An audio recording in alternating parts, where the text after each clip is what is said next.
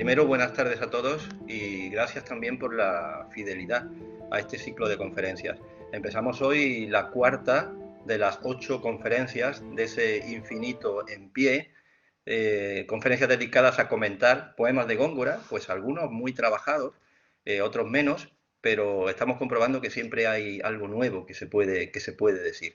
Esta es la cuarta conferencia y hace muy poco, hace una semana justo, presentaba yo a un compañero del Departamento de Estudios Filológicos y Literarios, que era Rafael Bonilla, diciendo que lo conocía desde décadas, concretamente 2 décadas. Con Pedro pasa algo, podemos decir que dobla no nos vamos a cargar de años, creo que nos conservamos bien, pero sí hace como 40 años más o menos, cuando yo empezaba la carrera, era el becario. Bueno, ya era una persona destacada en la facultad en muchos aspectos, ¿no? Luego ha estado siempre ligado al departamento desde entonces y yo debo destacar que es una persona muy activa, muy trabajadora, que se ha movido muchísimo y ha creado escuelas, ¿no? Ha conseguido algo que es difícil en una universidad y en un departamento tan pequeño como era el nuestro entonces, el antiguo departamento de filología hispánica, luego de literatura española, etcétera, etcétera. Bueno, su trayectoria académica e investigadora es muy conocida y insisto en que las presentaciones eran muy breves. Es catedrático en Córdoba, pero también es profesor en universidades, profesor visitante en universidades francesas e italianas. No hay que olvidar su labor inconmensurable en el grupo Paso, porque además es uno de los grupos más activos de los dedicados al siglo de oro. Hoy va a hablar sobre un soneto de Góngora, sobre la formalización literaria del tema amoroso. Seguimos con el tema amoroso. Y también va a hablar sobre la lengua en su doble acepción, la física y la verbal, la que hace de este soneto que sea un poco menos enrevesado sintácticamente que el que comentó Nadine Lee hace 2 días, pero no creo que sea menos artificioso, ni creo que esté carente de dobles sentidos. Así que ya, sin más, anunciando el título de su ponencia, La sierpe escondida en el soneto, la dulce boca que a gustar convida en 1584, le cedo la palabra. Pedro, cuando quieras. Pues buenas tardes a todos, muchas gracias. Y tengo que comenzar por ese agradecimiento, y no solo por aquello de ser un bien nacido, agradecer particularmente a Joaquín Roses esta iniciativa, que me parece tremendamente interesante y que cubre un espacio fundamental en la transmisión del conocimiento. El conocimiento que se pueda generar en las universidades, si no lo hacemos llegar a los lectores, pues realmente sirve para poco. Y en este sentido, la labor que está haciendo la cátedra y el planteamiento de ciclos como este, me parece que son fundamentales. Se lo agradezco en cualquier caso.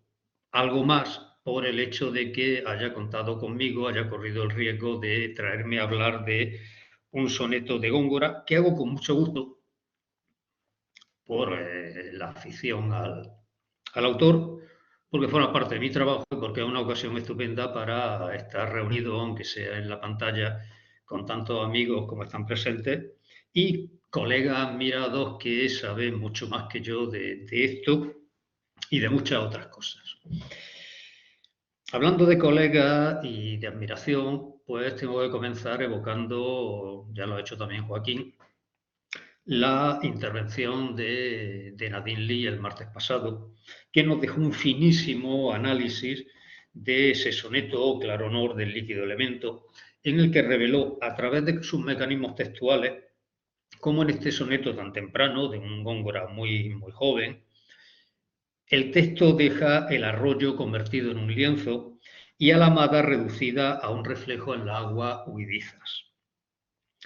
Ella subrayaba cómo la juventud del poeta no era incompatible con una maestría técnica formidable, pero ella lo apuntaba, y añado yo porque voy a seguir por ese camino, también como desde el principio Góngora está forjando un auténtico programa poético de renovación que no tiene que esperar 30 años para la difusión de las soledades para introducir una carga de profundidad, un cambio, una propuesta de giro significativo o sustancial en la marcha de la poesía española de estos años, que venía heredada del italianismo, del petrarquismo, representado por Garcilaso.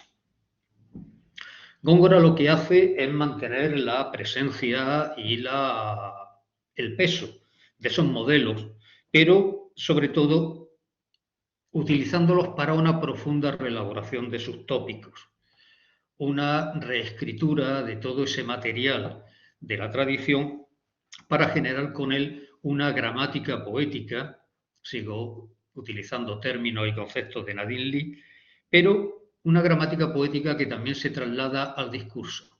No solo una cuestión de estilema, es una cuestión de una nueva posición del autor y de una nueva relación con la materia temática, concretamente con el amor, que es la línea que voy a seguir en esta lectura del poema, que, como debe ser, ha de comenzar con la lectura literal del texto, supongo que bastante conocida por todos los asistentes y que en cualquier caso tienen disponible con el material que ha distribuido la Cátedra Góngora. Este soneto de 1584 dice así: la dulce boca que a gustar convida un humor entre perlas distilado, y a no envidiar aquel licor sagrado que a Júpiter ministra el garzón de ida, amantes, no toquéis si queréis vida. Porque entre un labio y otro colorado, amor está de su veneno armado, cual entre flor y flor sierpe escondida. No engañen las rosas, que a la aurora diréis que aljofarada y olorosa se le cayeron del purpúreo cero. Manzanas son de tántalo y no rosas, que después huyen del que incitan hora, y solo del amor queda el veneno.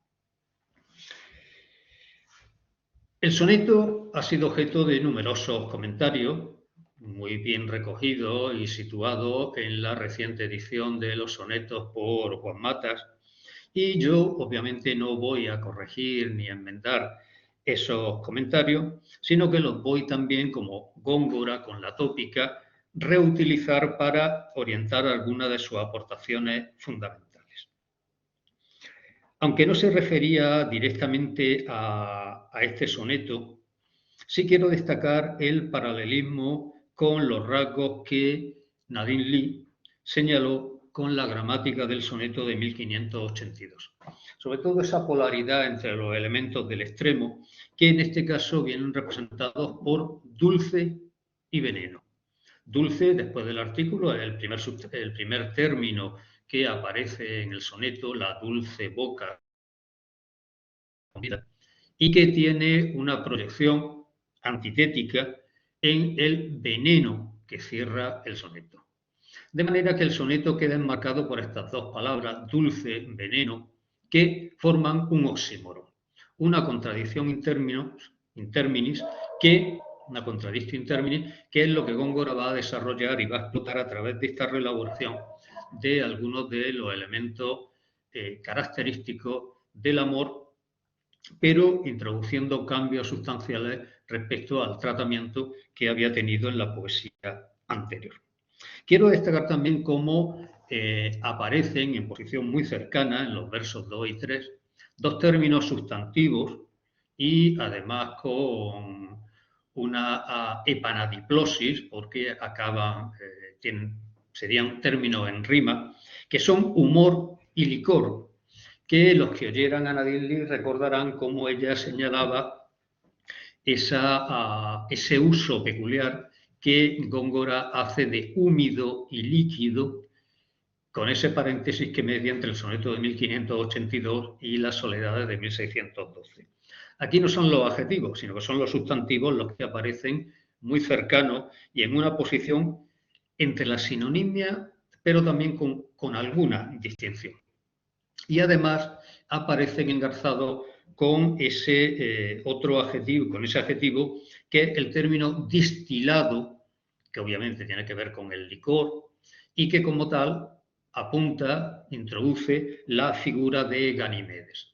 Un Ganimedes que representa un símbolo erótico, homoerótico y que, reapareciendo también en las soledades, plantea un tipo de relación amorosa completamente distinta a la habitual en el discurso petrarquista.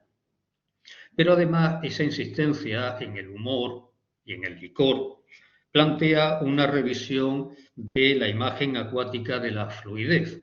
Ese rasgo característico lo veíamos en el arroyo del soneto de 1582 y también característico de esa poética del agua, de la transparencia, que caracteriza a la poética petrarquista, como tantas veces se ha señalado, y que se basa en una relación con el animismo de la filografía neoplatónica y una noción del alma, que es la que, del alma bella, como decía Juan Carlos Rodríguez, que es la que opera como escenario de la mayor parte de los sonetos amorosos, desde que Garcilaso, en el soneto 5, dejó establecido que escrito está en mi alma vuestro gesto.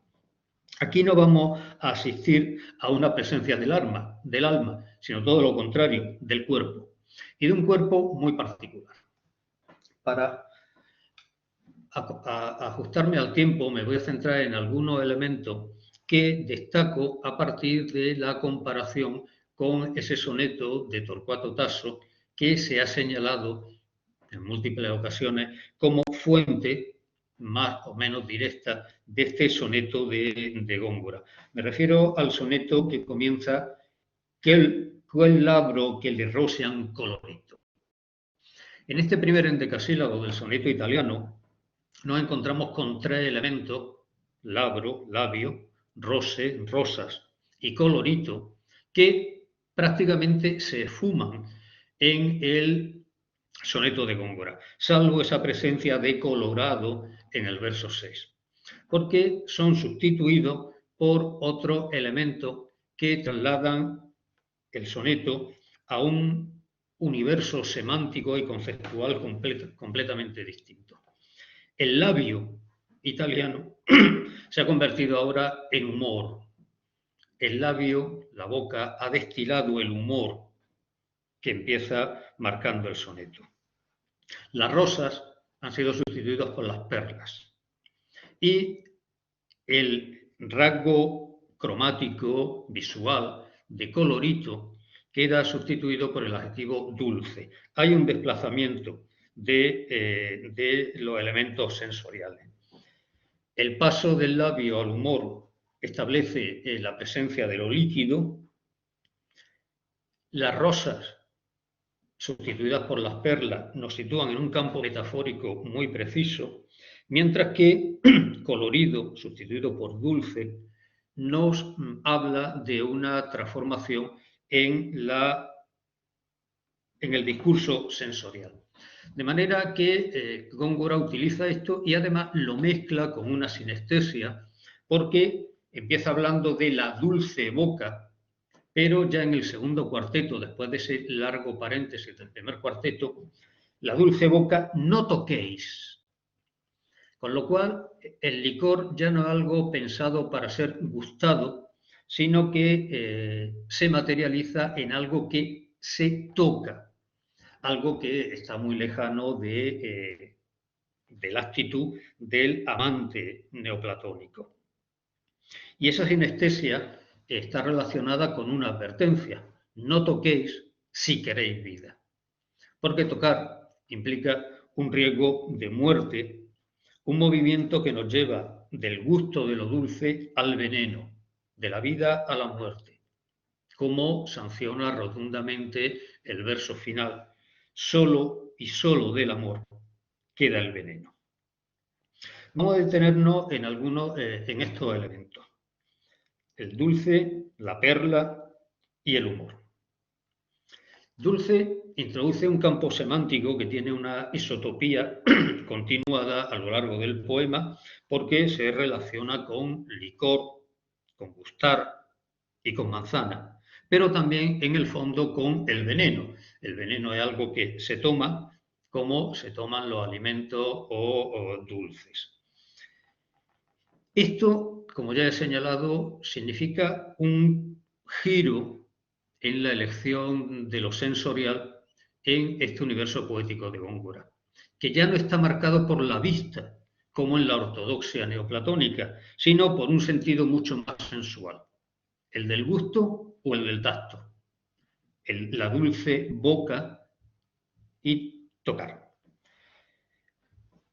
Hay que pensar que, y esto nos lleva a los procedimientos metafóricos, el labio ya es colorado de por sí. Y cuando aparecen las rosas, no es para teñir con su color los labios de la amada, porque las rosas ya no se presentan tampoco, se presentan con un rasgo cromático de color, sino que lo hacen con el olor, otro nuevo sentido, otra nueva sensorialidad, connotando, marcando el poema. Las rosas son aljofaradas y olorosas. Hay, por tanto, un desplazamiento del universo referencial, pero también semántico y de códigos poéticos respecto a una poética marcada por la espiritualización y la mirada, la visión, la vista, que es la que dominaba en la poética anarquista. Si nos vamos al segundo término, perla. La perla era una presencia recurrente en las enumeraciones de la Descriptio Puellae, de las descripciones de la belleza de la amada y de sus procedimientos metafóricos. En este sentido, Góngora no está alterando nada. Las perlas aparecen aquí como el término figurado en el que se transforman los dientes de la amada. Pero lo que sí hace Góngora es operar una radical metonimia, porque todo el ser amado, todo el objeto amoroso, queda reducido a esta boca. Una boca que nos remite al sentido del gusto, un gusto que en este caso tenemos que imaginar son las de las bocas unidas en un intercambio de ese dulce licor que generan, pero también la boca es el espacio donde se genera la palabra y también la mentira, porque como ya nos avisa el verso 8, hay entre flor y flor, entre los labios, hay una serpiente escondida. Una serpiente que podemos imaginar que se refiere a la lengua, pero también a la lengua, como adelantaba Joaquín, la lengua como órgano físico, material, pero también como productora de la palabra. Y de una palabra que al estar escondida, venenosa, tiene que ver con la mentira, con el engaño. Y lo que está haciendo Góngora con este aviso a amantes, pero también a lectores, es inducir un procedimiento de desengaño, de desidealización de la amada que se está centrando, se está reduciendo a algunos elementos característicos de la relación erótica, pero completamente novedoso en los códigos de la poesía dominante. Y apuntar a un dominio de esa palabra, que ya es la palabra poética, que es la que ocupa el espacio, que deja abierto ese desengaño, ese aviso de no tocar el dulce licor de la boca. Por otra parte, perlas tiene también algunas connotaciones sobre las que no siempre se ha llamado la atención. Covarrubias, en esa recopilación que más que un diccionario sensu estricto es una verdadera enciclopedia de los conocimientos de la época, pone en relación la semántica de perla con el peligro. Dice allí Covarrubias en El tesoro de la lengua castellana de 1611. Perla, la margarita o unión preciosa que a fin de adornar con ella los cuellos y las orejas de las mujeres, entran los hombres en lo profundo del mar, nueva presencia de lo líquido, a pescarlas y no sin gran peligro. Es decir, que esas perlas que vienen de la metáfora habitual de los dientes de la amada son también un aviso, con esta significación que nos recuerda Covarrubias, del peligro que acecha en esos fondos marinos, como en el licor el dulce licor de la boca de la amada. Esas perlas son las que sustituyen a las rosas, porque dice que no engañen las rosas, sino que son manzanas. Las rosas se metamorfosean en manzanas. La manzana también podía aparecer como elemento de comparación, como elemento metafórico en la Descriptio Puellae, aunque normalmente Góngora habría utilizado términos más cultos, como podría ser poma, pero en este caso utiliza manzana. Y ese término de manzana nos trae evidentemente una relación, y por ahí me voy a ir conduciendo la lectura del soneto, que tiene que ver con la caída. Una caída que obviamente conecta con la que narra los primeros capítulos del Génesis. Pero antes de entrar en eso, quedémonos en el otro término que nos quedaba por comparar en esa diferencias que señalaba con el texto de Tasso, que es humor. Un humor que obviamente es una paronomasia de amor, pero también tiene una relación semántica por parecido o fonético o léxico con humo y humus, con esa tierra, con esa materialidad que tiene que ver también con la caída, con la muerte, tal como aparecía en ese soneto del Carpe Diem de 1582, estamos hablando de fechas muy cercanas, mientras por competir con tu cabello, que acaba en ese endecasílabo que todos conocemos, en humo, en sombra, en polvo, en humo, en tierra, en sombra, en nada. Autoridades define humor como cuerpo líquido y fluido. Y en su propia definición ya hay una antítesis que es con la que parece que está jugando Góngora. Porque, obviamente, humor, licor, tiene que ver con lo líquido y con lo fluido, pero también es una marca de una tremenda corporalidad, una materialidad absoluta en la relación amorosa. Una relación que, más que amorosa, calificaríamos de erótica, incluso de sexual. Esa contraposición entre lo corporal y lo líquido está en relación con la metamorfosis que se opera en el poema con una disolución de la dureza de lo corporal que nos lleva a una poética de lo líquido. Pero también está relacionado, y así lo hace el diccionario académico, con lo excrementicio, con la corporalidad, con lo orgánico. Dice el diccionario que son los humores, los humores son los elementos que se segregan y expulsan del cuerpo. Estamos por tanto, en un juego cargado de una polivalencia semántica que Góngora opera estableciendo una sinestesia, un intercambio de efectos de los sentidos que tienen que ver con lo material y abren un espacio de la sensualidad, de un erotismo inicialmente gozoso, como podría ser en ese beso que se extiende a lo largo del primer cuarteto. Pero, sin embargo, ese erotismo gozoso, que de alguna manera se establece una antítesis con el amor espiritual basado en la contemplación visiva, va apoyándose en esa antítesis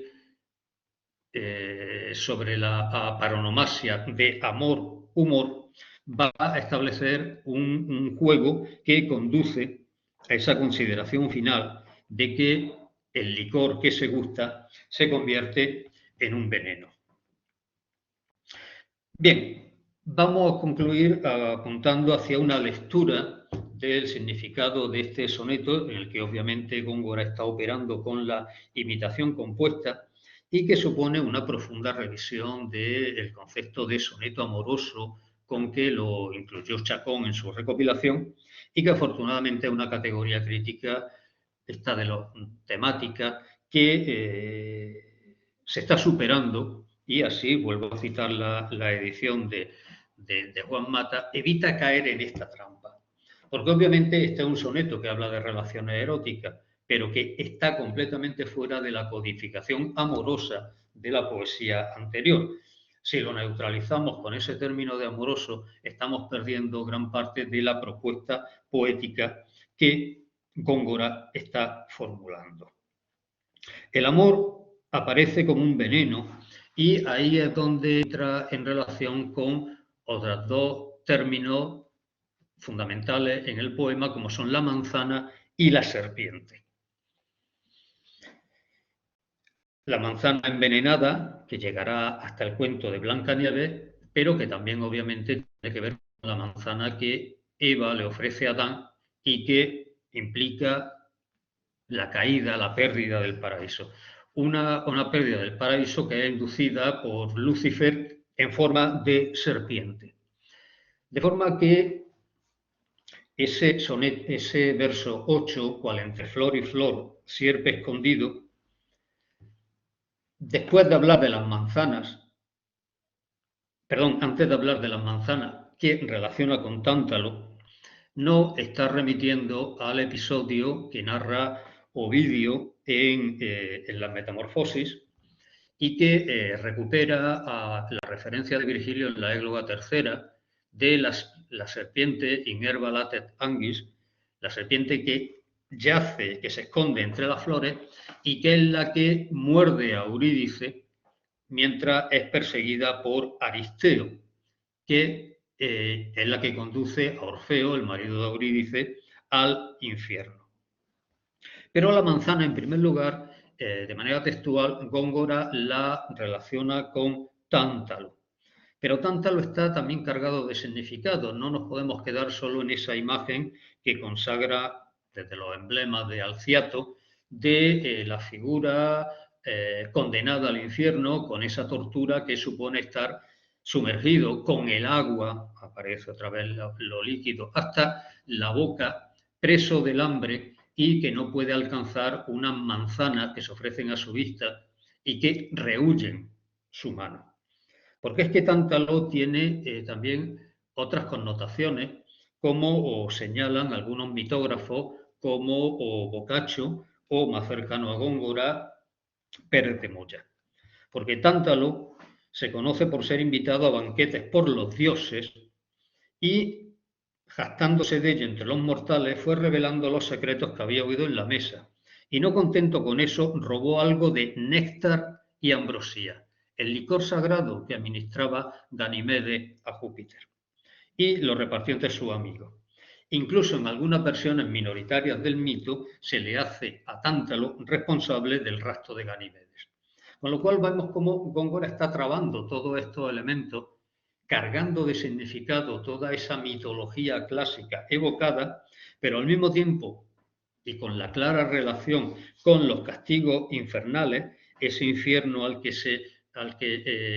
se dirige Orfeo para intentar salvar a su amada muerta, pero que también nos remite a la pérdida del paraíso original, con toda la connotación de sensualidad que hay en el relato del Génesis, cuando Eva lleva la manzana a Adán y le hace morder en aquella parte que ella también ha mordido, con lo cual también podemos entender que hay una relación con el humor, con el dulce humor que la boca de Eva ha dejado en la manzana.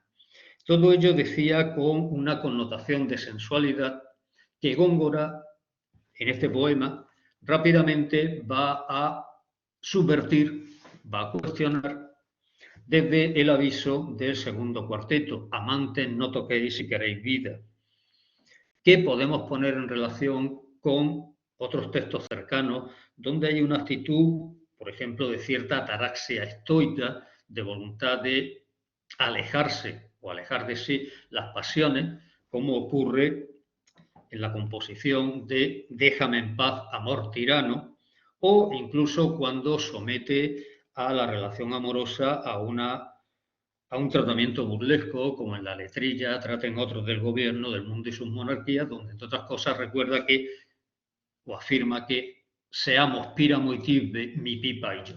Es decir, vamos a sustituir las pasiones amorosas que conducen a la tragedia, a la muerte, en el caso de Píramo y Tisbe, también relacionada con la fuente, con el agua, y vamos a sustituirla por ese placer epicúreo de la pipa, ya sea la pipa de fumar o más posiblemente la pipa de vino, otro líquido, que es lo que desea el hablante de esta letrilla en sustitución de las pasiones y los sufrimientos del amor.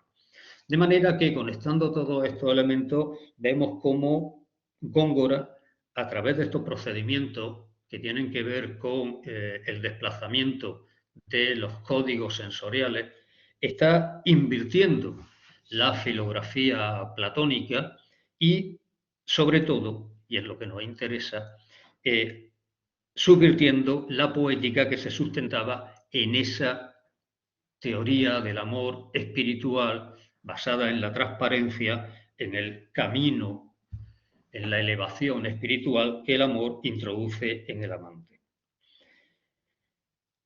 El poema comienza trazando lo que bien pudiera ser un paraíso sensual, el del beso, con toda la eternidad de lo fugaz que hay en un beso, que se disuelve en esta consideración, cómo se disuelve el idealismo espiritualista que tiene su base en el animismo neoplatónico, que plantea la relación amorosa como un iter, un adquesut ad caelum, que es sustituido en este poema por la conciencia del engaño.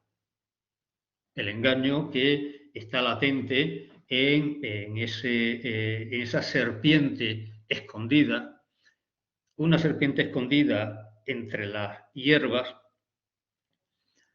pero también una serpiente que late en una tradición poética, porque el último paraíso que Góngora disuelve con este poema es el de la lírica ligada a esa filografía neoplatónica. Y luego nos ofrece una lectura digregadora donde los elementos sensuales aparecen como una serpiente escondida entre la hierba de una tópica poética que ya empieza a manifestar en estos años claros signos de agotamiento. Muchas gracias, Pedro. Pueden escribir sus reacciones o con iconos en el chat, como siempre. Gracias además por haberte ceñido estrictamente a los 30 minutos que señalé. Bueno, tu ponencia nos demuestra, porque estamos hablando de un soneto que tiene, según la última edición de Juan Matas Caballero, en la referencia bibliográfica aparecen unas 30 referencias bibliográficas. Entonces, has podido ir más allá de lo que normalmente se copia en las distintas ediciones, ¿no? Señalando, bueno, esos términos del primer cuarteto, pero también toda la reflexión simbólica sobre la manzana en relación con la caída, con el discurso de los orígenes, ¿no? Entonces, a mí se me han ocurrido muchas cosas y quisiera complementar algo de lo que tú has dicho con algunas observaciones, pero como siempre prefiero ceder la palabra al público. Si nadie pide la palabra, pues haré como en las conferencias anteriores. Intentaré incitar como una sierpe al debate posterior. ¿Alguna pregunta? Saben que para preguntar tienen que pulsar parte de abajo en el centro, el cuarto icono, el que está a la derecha, un muñeco con la mano levantada. En ese momento yo les promociono a moderadores, perdón, a presentadores. Supongo que estás viendo las reacciones en el chat, ¿vale? Hay varios aplausos, hay también un comentario de Sánchez Robaina: enhorabuena Pedro, la lengua de la dama como venenosa sierpe marina, entre perlas, espléndida lectura de la complejísima red de analogías y polivalencias semánticas del soneto.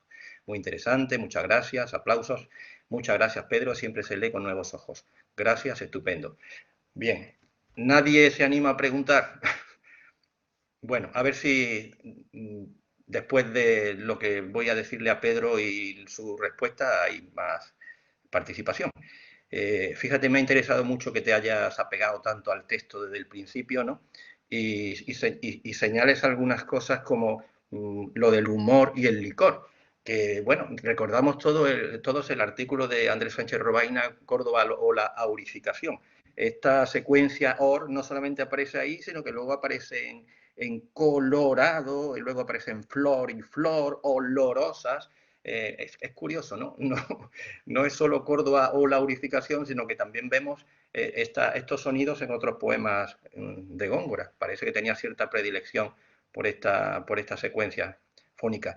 Y es curioso también, ya que ha señalado en el primer cuarteto lo de humor y licor, el cruce que se produce también entre convida e invidiar, ¿no?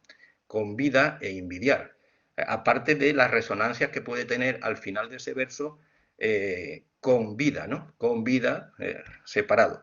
Bueno, en todo como dicen los críticos, en todo el soneto están funcionando las duplicaciones. Las duplicaciones porque es lo sensorial, pero también son las precauciones frente a lo sensorial. O sea, esa sensualidad frente al amargor y el escepticismo, en línea con las advertencias contra el amor, que como bien señalabas, ya están en Ciego que apunta hacia tinas, y en otros elementos burlescos como en el famoso Ándeme yo caliente, ríase la gente, cuando dice aquello de sea mi tisbe un pastel y mi espada sea mi diente, ¿no? Entonces, todo eso de la duplicación creo que también funciona en otro sentido, en que hay una serie de términos reales frente a una metaforización, porque el poema comienza con términos reales como boca, y luego en el verso 5, el segundo cuarteto, no toquéis, vida o labio, y luego ya aparece la mitologización y la metaforización. Como tú bien has señalado, ¿no? Que él habla de manzanas, no habla de pomas, ¿no?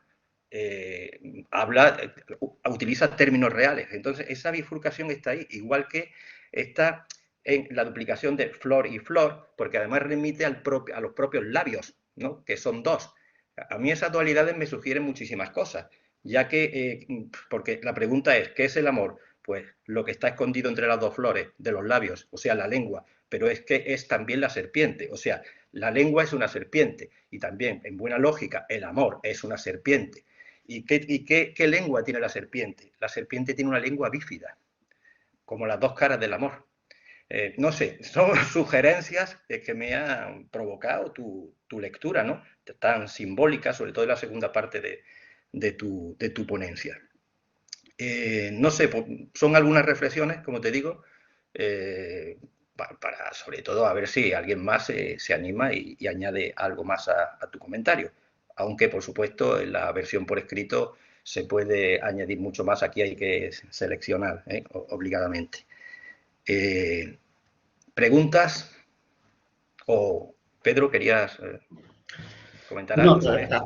agradecerte las observaciones porque, bueno, por una parte enriquecen el comentario al tiempo que, digamos, dan por hecho de que no es excesivamente disparatado.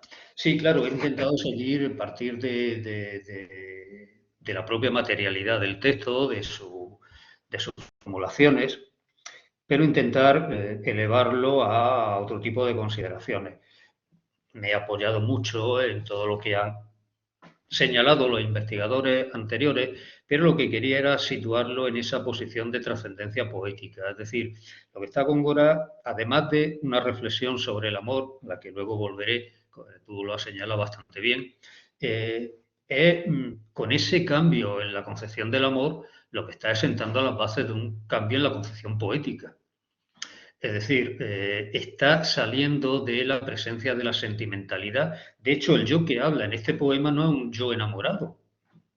Él se coloca en una posición de reflexión, de observador, que parte de una contemplación detenida, al mismo tiempo que muy enriquecida por la imaginación de lo que puede ser el verso de dos amantes, para a partir de ahí convertir el verso en un verso que conduce a ese final de que solo del amor queda el veneno. Yo señalaba al principio, siguiendo los pasos de Nadine Lee, esa contraposición entre el principio y el final del verso. Perdón, del poema. Y cómo esos dos términos, dulce, veneno, el adjetivo y el sustantivo, establecen un oxímoron. Ese oxímoron que tiene que ver con la dualidad continua que se está planteando en el texto. tú lo has señalado en muchos casos, esa flor y flor, pero también un labio y otro, el carácter bífido de la serpiente, porque el poema, con todo lo que tiene de advertencia para los enamorados, para no dejarse arrastrar por los peligros de la sensualidad que conducen a la caída, al pecado, si lo queremos perdón, poner en términos religiosos, o sencillamente del infierno, que era uno de los rasgos característicos desde el infierno de los enamorados de Santillana, que acompaña a la pasión amorosa, ¿no? Ese sentimiento de ese sufrimiento, esa tortura que puede suponer el amor. Pero todo eso lo hace Góngora no sin dejarse llevar y solazarse en la evocación de ese momento húmedo del beso entre los amantes. Porque cuando leemos eso no sentimos repulsión ni repugnancia. Sentimos la atracción sensorial, sensual que hay en esa descripción, incluso cuando utiliza para reforzarla la imagen mitológica de Ganimedes, que es una imagen cargada de sensualidad y de una sensualidad heterodoxa para la mentalidad de la época y que no habla de la pura sensualidad. No hay aquí, en la relación homosexual, no hay la posibilidad de la lectura cristiana del amor como algo que conduce a la procreación, porque está impedida. Es el puro juego, el puro gozo. Y todo eso sobre el elemento del vino o la ambrosía, que es lo que le ministra, lo que le suministra Ganimedes convertido en el copero de Júpiter.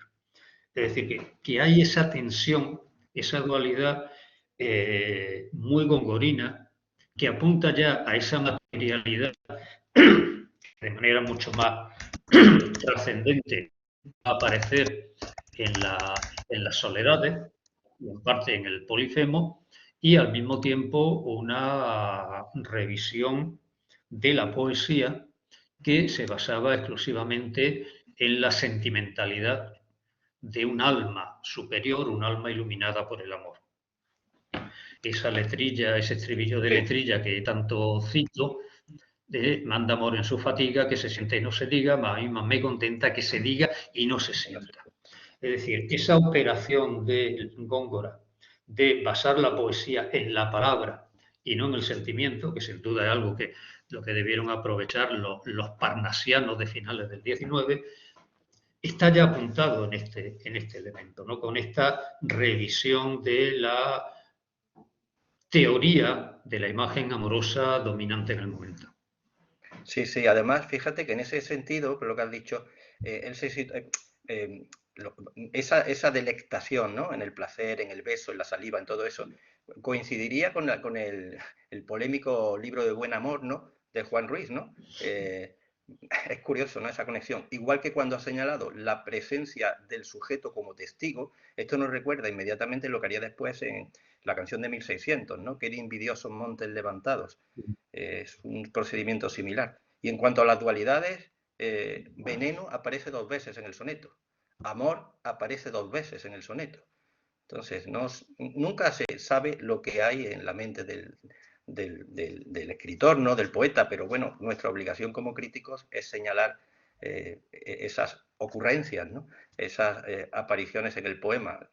Por supuesto, muy lejos de saber definitivamente cuál era su intención, o si era intencionado o no, ¿no? ¿Alguna pregunta? Vale, Laura, un momento que tengo que controlar esto y no es fácil porque... Bueno, no sé si me oyes. Sí, sí, sí. Sí, bueno, sí te oímos. Me ha gustado mucho y quería saber qué opinaba sobre los personajes mitológicos que se citan.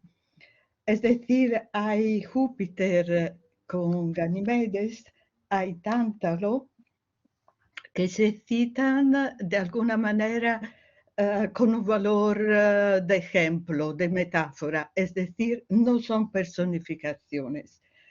mientras que Aurora sí que se personifica de alguna manera, aunque sea metafóricamente, porque se le da un purpúreo seno y amor.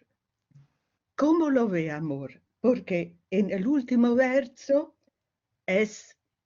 parece dirigirse al simple sentimiento, mientras que en el 7 parece una personificación de Cupido.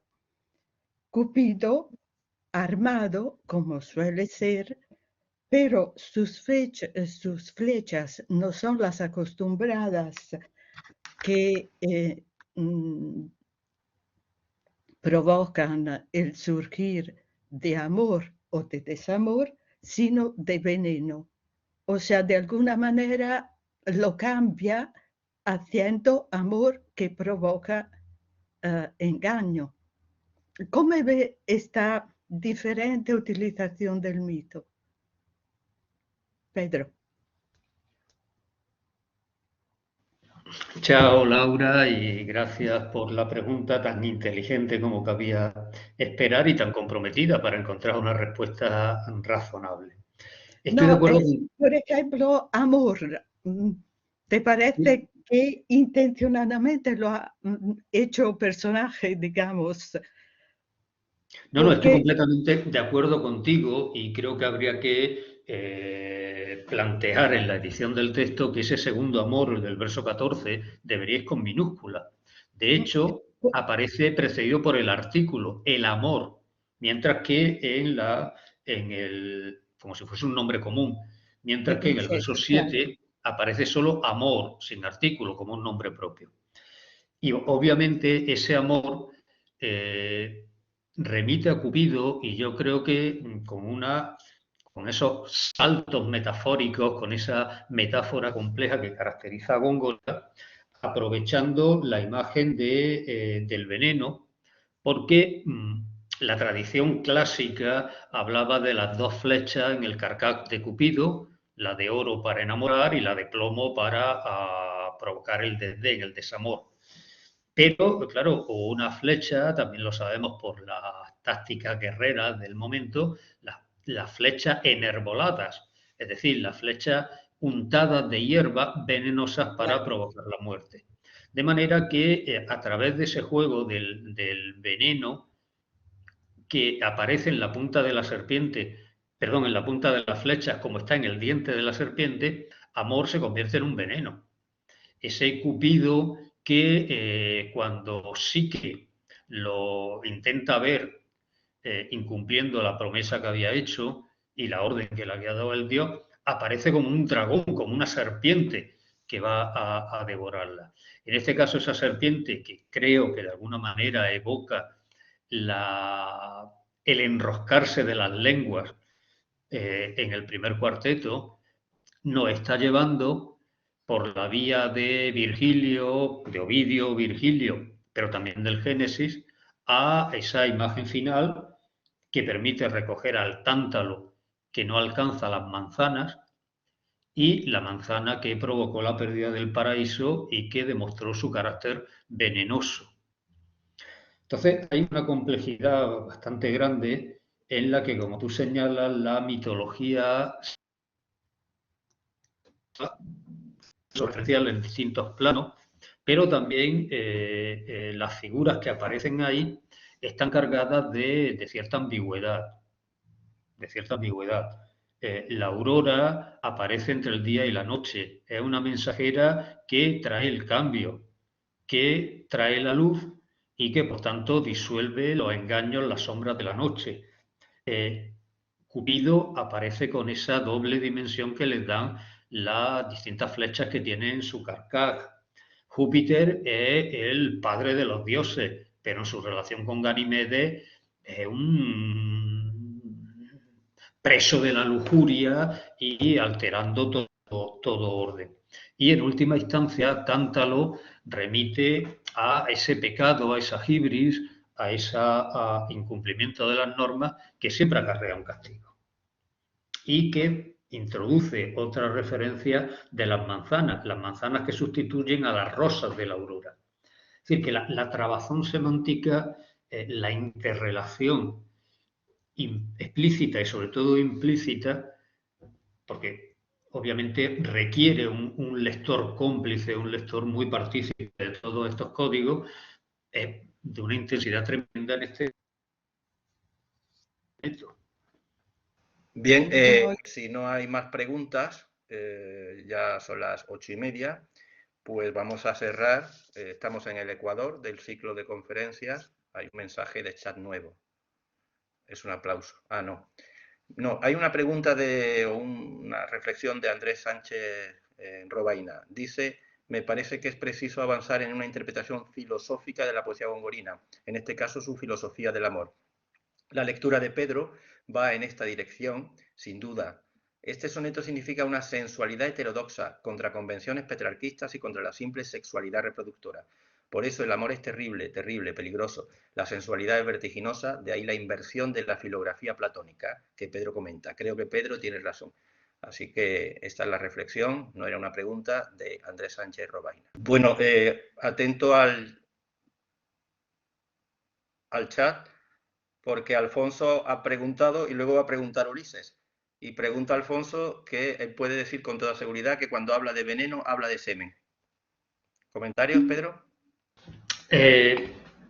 Estamos en el campo de la poesía y por tanto de la sugerencia y estamos además en la época de la obra del lector. Las interpretaciones pueden ser válidas. A mí personalmente, que me gusta intentar sustentar las interpretaciones en lo que dice el texto, me cuesta un poco trabajo ver esa relación. En primer lugar, porque la relación de semen y veneno, más allá de lo líquido, pues yo personalmente no acabo de verlo y tampoco la veo en las prácticas eróticas de las que se habla en el primer lugar, en el primer cuarteto. Si lo que está hablando es de una emisión de fluidos seminales, pues realmente no aportaría absolutamente nada al poema, porque no hay una relación directa. Decir que del amor solo queda el semen me parece que es un nihilismo que está incluso excesivamente acentuado hasta para alguien como Góngora. Y por otra Pero parte, obviamente, sí, por otra parte no hay relación con labios, ¿no? Y con lengua. Quiero decir que...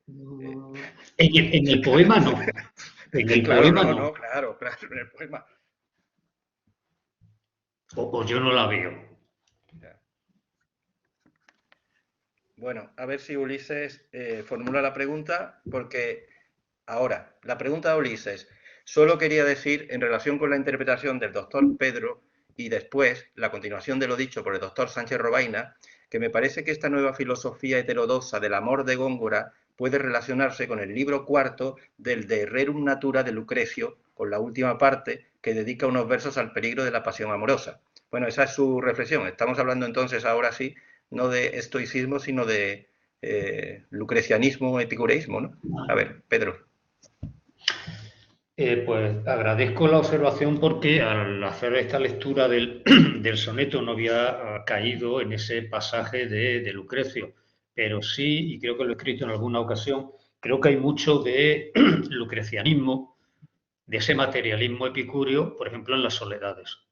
Esa visión del mundo fluyente, material, creo que debe bastante, si no directamente a la lectura de Epicúreo, de Lucrecio, no lo he trabajado a ese nivel textual, pero creo que hay mucho de esa filosofía, justamente a través de un epicureísmo que sí aparece muy marcado desde el principio en Góngora, aunque sea ese epicureísmo inconsciente, juvenil, de esa parodia del Beato Huile, del estoicismo luisiano, de la letrilla que antes he citado, de ande mello caliente y ríase la gente, ¿no? Entonces, posiblemente habría que indagarlo para ver la relación textual, pero me parece un camino de lectura muy, muy interesante y que voy a explorar cuando pueda. Bien, muchas gracias. Alfonso insiste, pero mírate, en la rústica breña ya se oculta. No sé, pues como no seas un poco más explícito, yo me pierdo. Y luego Andrés Sánchez Robaina, los peligros del amor son una constante de la poesía áurea. Pensemos solo en la famosa alegoría de la mariposa y la llama. Bueno, pues gracias por las aportaciones. No sé si Pedro quiere añadir algo más. Sin duda, sin duda. Ese aviso del amor, antes hablaba a Joaquín, me parece que muy oportunamente, aunque el texto como tal no circulara, del libro del buen amor, que se mueve en esa paradoja, se presenta como un aviso sobre los peligros del amor, como una propuesta de cuál puede ser el modelo del buen amor, pero en realidad lo que todos disfrutamos es esa sensorialidad que tiene el texto y que hace que aparezcan las colecciones eróticas, colecciones de literatura erótica que vendían con mueble incluido en el círculo de lectores similares, ¿no?